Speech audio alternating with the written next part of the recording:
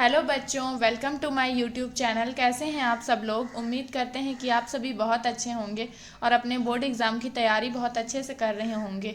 तो आज की इस वीडियो में हम डिस्कस करने वाले हैं क्लास 12th केमिस्ट्री के कुछ मोस्ट इम्पॉर्टेंट 3 मार्क्स क्वेश्चन जो कि आपके बोर्ड एग्ज़ाम में पूछे जा सकते हैं। इनमें से कुछ प्रीवियस ईयर क्वेश्चंस है और कुछ क्वेश्चंस मैंने खुद ने जो मोस्ट इम्पॉर्टेंट पूछे जा सकते हैं वो मैंने खुद से बनाए हैं।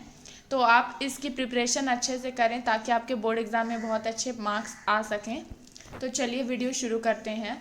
सबसे पहला चैप्टर 1 है जो कि सॉल्यूशन चैप्टर है। इसमें फर्स्ट क्वेश्चन है difference between molarity and molality. इनके बीच जो डिफरेंस है उसको बताना है और कम से कम आपको इसमें 3 पॉइंट्स लिखने हैं ताकि आपको फुल मार्क्स मिले। उसके बाद सेकंड में है डिफाइन द फॉलोइंग टर्म। इनमें से 6 क्वेश्चन जो है इसमें से कुछ 3 क्वेश्चन पूछे जा सकते हैं अगर 3 मार्क्स में है तो सबसे पहला है part per million ppm, mole fraction SPM यानी कि सेमी परमिएबल मेम्ब्रेन। उसके बाद है osmosis, van't Hoff factor, osmotic pressure. ये क्वेश्चंस है। What is Henry's law, right it's two application. Henry's law के बारे में आपको लिखना है क्या होता है हेनरीज लॉ और इसमें क्या क्या एप्लीकेशंस हो सकते हैं ये लिखना है। उसके बाद है difference between ideal and non ideal solution. Ideal और नॉन आइडियल सॉल्यूशन के बीच में क्या डिफरेंस होता है, इसमें भी आपको कम से कम 3 पॉइंट जरूर लिखने हैं। उसके बाद आपका आ जाता है चैप्टर नंबर 2 जो कि है इलेक्ट्रोकेमिस्ट्री। इलेक्ट्रोकेमिस्ट्री में कुछ इस प्रकार के क्वेश्चन पूछे जा सकते हैं। Difference between electrolytic conduction and metallic conduction. उसके बाद सेकंड में है व्हाट इज सॉल्ट ब्रिज। ये सॉल्ट ब्रिज जो है बहुत ही ज़्यादा इंपॉर्टेंट है, ये अक्सर एग्जाम में पूछा जाता है। Write it's to a functions, इनके फंक्शंस के बारे में भी लिखना है। थर्ड में है write the Faraday law of electrolysis.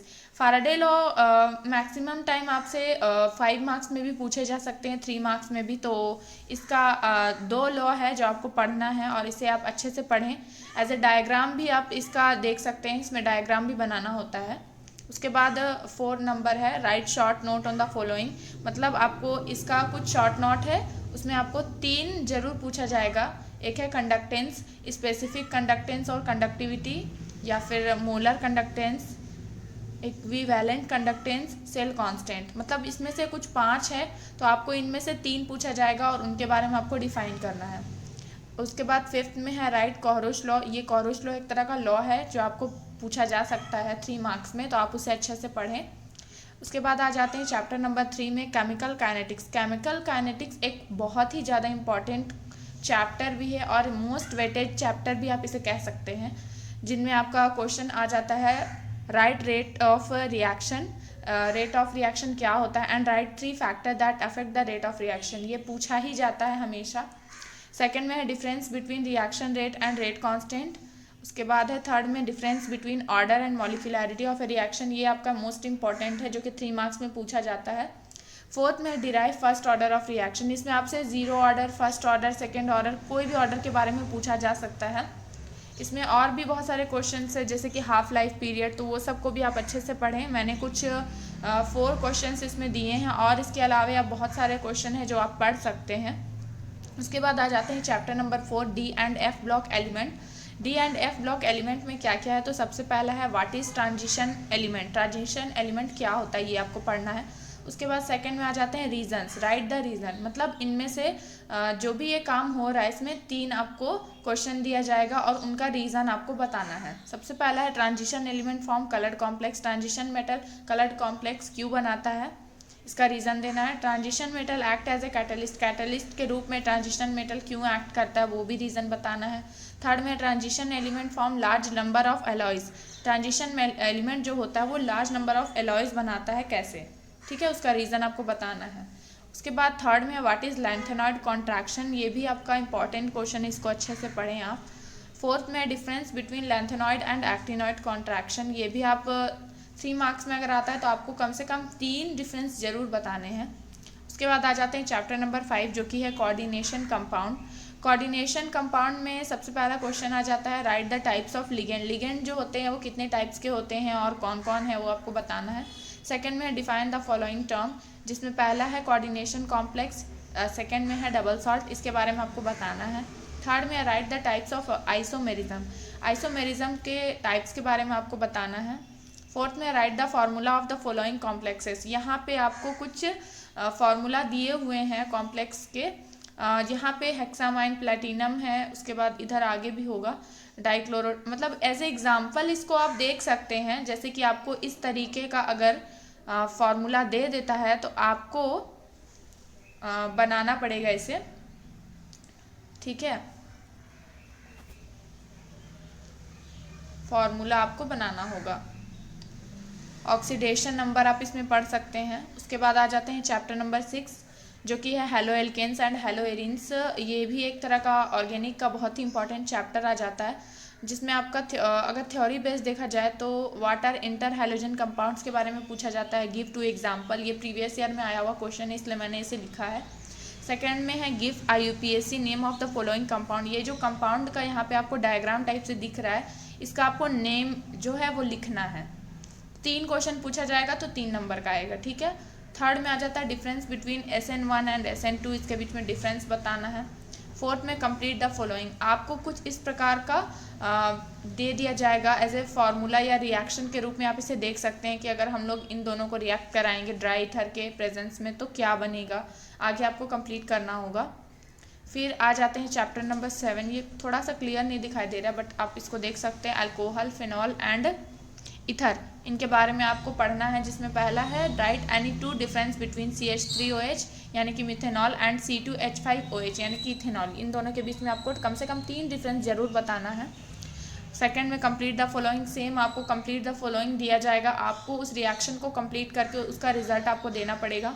उसके बाद थर्ड में write down the Friedel craft reaction. Friedel craft reaction क्या होता है उसको आपको लिखना है। एज ए आप उसको एग्जाम्पल कैसे दीजिएगा, मतलब कैसे रिएक्ट वो किया कि क्या बना, वो भी आपको बनाना होगा।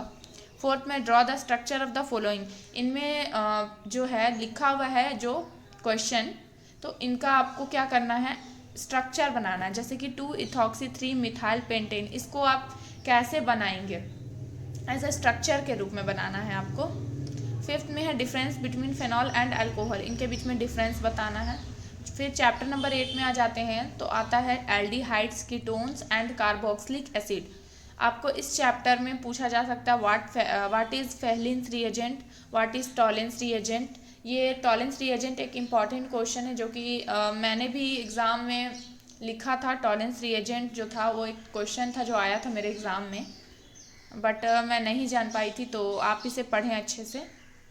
फोर्थ क्वेश्चन है write the IUPAC name of, तो यहाँ पे आपको कुछ क्वेश्चंस दिए जाएंगे, आप उसको उसका IUPAC नेम जो है वो लिखना पड़ेगा। तो मैंने यहाँ पे क्वेश्चन नहीं लिखा, लेकिन आपको समझ लेना है कि IUPAC नेम कैसे लिखा जाता है, कैसे आप लिख सकते हैं, तो वो क्वेश्चन आप कर सकते हैं खुद से, ठीक है। फिर आ जाते हैं चैप्टर नंबर 9 में जो कि अमाइंस चैप्टर है। What is the coupling reaction, coupling reaction क्या होता है। सेकेंड में name the following compounds according to IUPAC system of nomenclature, इसमें भी आपको IUPAC सिस्टम से नेम करना है, ठीक है। थर्ड में है complete the following reaction, complete करना है रिएक्शन को, जो पहले भी मैंने आपको बताया कि कैसे रिएक्शन करना होता है। फोर्थ क्वेश्चन तो नहीं है। चैप्टर नंबर 10 में आ जाते हैं। चैप्टर नंबर 10 में आपका आ जाता है बायोमॉलिक्यूल्स। बायोमॉलिक्यूल्स बायो स्टूडेंट्स के लिए बहुत ही अच्छा चैप्टर कहलाता है, क्योंकि ये जो चैप्टर है ये बायोलॉजी से रिलेटेड होता है, जिसमें आप ऑलरेडी बायोलॉजी में बहुत कुछ इसके बारे में पढ़ सकते हैं और जानते होंगे। और जो मैथ स्टूडेंट है वो आप थोड़ा सा भी अगर ध्यान दीजिएगा तो ये चैप्टर बहुत ही अच्छा स्कोर देने में हेल्पफुल होगा। इसमें आपको ज़्यादा कुछ नहीं पढ़ना है, जो ज़्यादातर पूछे जाते हैं वही मैंने यहाँ पे क्वेश्चन लिखा है, तो आप इसको अच्छे से पढ़ें। पहला क्वेश्चन है write the types of carbohydrate, carbohydrates के टाइप्स के बारे में आपको बताना है। लेकिन यहाँ पे भी कुछ ये भी होता है कि ऑन द बेसिस ऑफ, तो बहुत सारे टाइप के हो सकते हैं, depend on basis of sugar हो सकता है या कुछ और भी हो सकता है। तो कार्बोहाइड्रेट का जो भी बेस्ड टाइप्स है, ठीक है, उसको आपको पढ़ लेना है। सेकेंड में difference between globular protein and fibrous protein, ये एक इंपॉर्टेंट क्वेश्चन है, ये हम लोग के टाइम पे भी पूछा गया था, ठीक है। थर्ड में है difference between DNA and RNA, ये भी इंपॉर्टेंट क्वेश्चन है, आपको कम से कम 4-5 डिफरेंस जरूर पढ़ लेना है, ताकि उनमें से कम आप 3 तो जरूर लिख लें। फोर्थ में राइट शॉर्ट नोट। तो आपको यहाँ पे 3 शॉर्ट नोट पूछा जाएगा और 3 नंबर का रहेगा, इसलिए आपको 3 क्वेश्चन पूरा लिखना है। रेप्लिकेशन क्या होता है, ट्रांसक्रिप्शन क्या होता है और अल्फा एमिनो एसिड क्या होता है। तो रेप्लिकेशन जो होता है वो क्या होता है कि डीएनए से अगर डीएनए बनता है तो हम लोग उसको रेप्लिकेशन बोलते हैं, लेकिन एक प्रोसेस के फॉर्म में आपको कम से कम थोड़ा सा लिखना पड़ेगा इसमें। ट्रांसक्रिप्शन क्या होता है, तो डीएनए से आरएनए जब बनता है तो वो जो प्रोसेस होता है पूरा, उसको हम लोग ट्रांसक्रिप्शन बोलते हैं, तो उसको आप थोड़ा सा देख लीजिएगा। लास्टली है अल्फा एमिनो एसिड, तो इसके बारे में भी आपको पढ़ लेना है। तो बस आज के लिए इतना ही।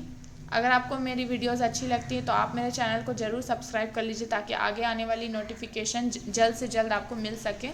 इसके अलावा अगर आपको 5 मार्क्स के भी क्वेश्चन चाहिए तो आप मुझे ज़रूर कमेंट करें, मैं ज़रूर आपके लिए उसके लिए वीडियो लाऊंगी।